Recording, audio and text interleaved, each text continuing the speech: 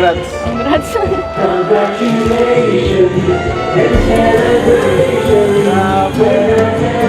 Tapos na ang flowers.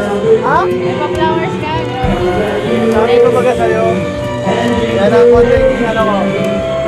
Tribute dahil nakagraduate ka. Hindi ko naririnig. Sabi ko sa'yo, bibigyan kita ng konting gift.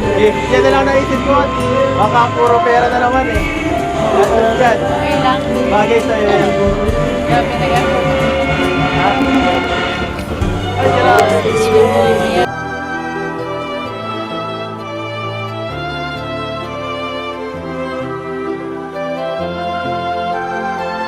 Pasensya na, naghintay pa kayo.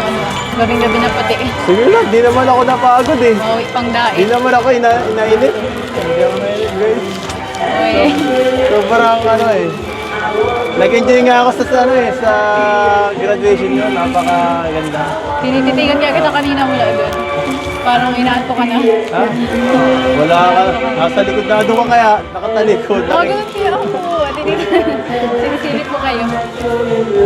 Doc, thank you po. Ako lang ano ba? Hindi po dahil sa inyo, baka hindi po ako makagraduate.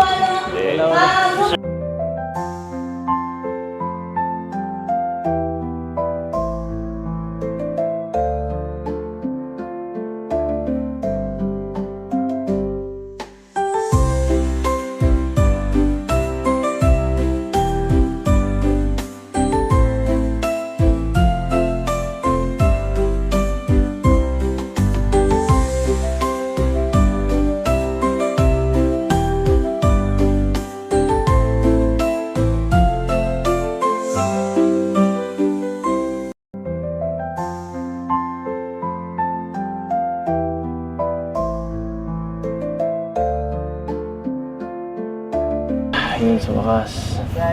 Tapos na din. Kaya nga. Tapos na ang graduation.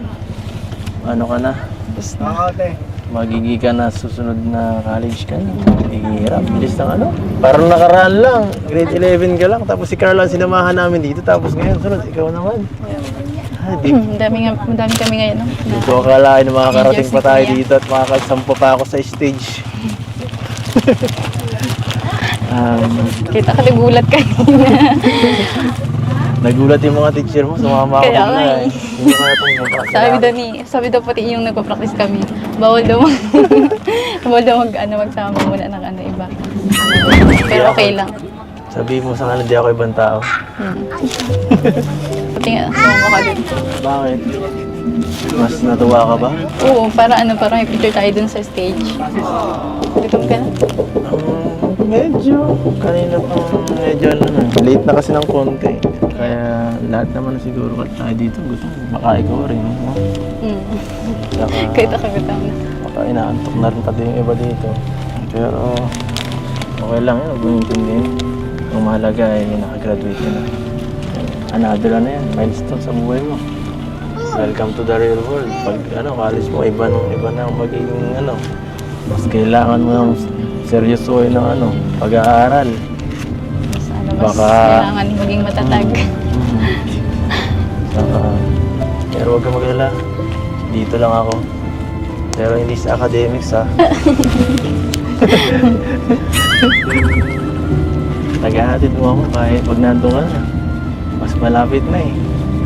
Dito kasi malayo ka pa dito eh. Hindi kaya. Hindi ka na Problemado ako dito. Hindi ko kaya puntahan to pagkatapos ng trabaho eh. balik-balik. So anong nararamdaman mo ngayon? Pero masaya kasi tapos na yung mga pag-iiyak sa amin ng mga kaklase ko. Tapos andito pa kayo nila Kuya Rob sa importanteng araw ko. Akala ko hindi kayo makapunta. Pwede ba namang hindi? Hindi kami pwedeng mawala dito. Lalo-lalo na siyempre ako, no? Kahit pa bumabagyo dito, ma-attend ako. Bye. Totoo yun. Kahit pa alas 12 ang simula lang inyong graduation, ma-attend pa rin ako. Kilala mo naman ako eh. Basta ikaw, lagi akong naandyan. Kaalalay. Alam mo, oras na oh.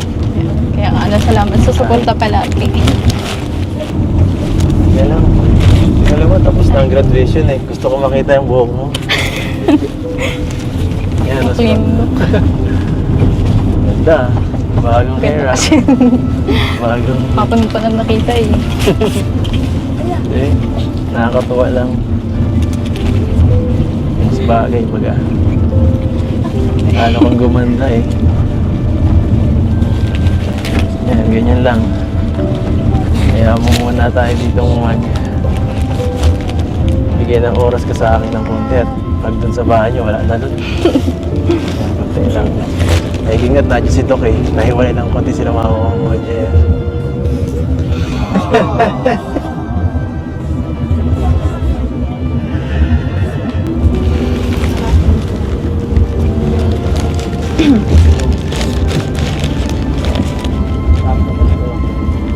Pagod ka? Sige, sandal ka lang. Ako muna. Ako muna ang bahala sa'yo dito.